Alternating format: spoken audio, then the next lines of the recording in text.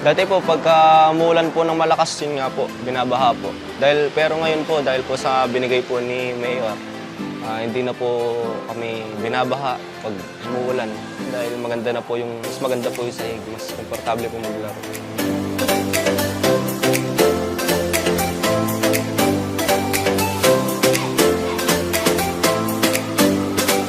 So kaya po kami nakaisip na mag-request po sa office ni Mayor dahil noon pong time na wala pa itong ating multipurpose facility na ito,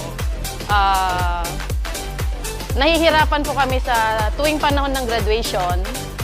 Hindi po kami makapag-set ng time na hindi hapon, yung palubugang araw. Kasi pag umaga po ang aming schedule, na kawawa naman po yung mga bata kasi parating na yung haring araw, mabibilad sila, ganon.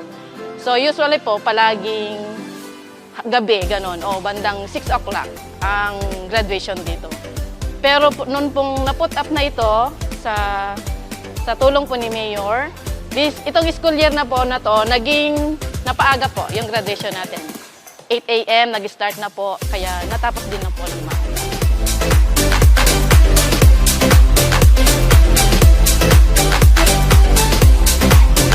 Kami po ay nagpapasalamat sa ating buting Mayor, Honorable Christy Angles, sa lahat po ng mga proyekto na binigay po sa amin dito sa aming barangay.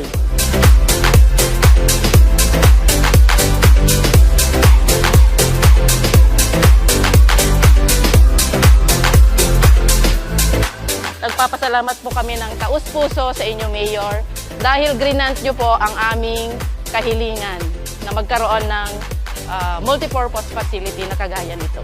Maraming salamat po, Mayor Christy Angeles. Kaya sana po, Mayor, ang Barangay Yamukaw po, lahat po kami ay nagpapasalamat po sa inyo. Sana po, pagpalain pa po kayo at bigyan pa po kayo ng mahabang panunungkulan. Maraming salamat po sa inyo. Maraming salamat po, Mayor Christy Angles.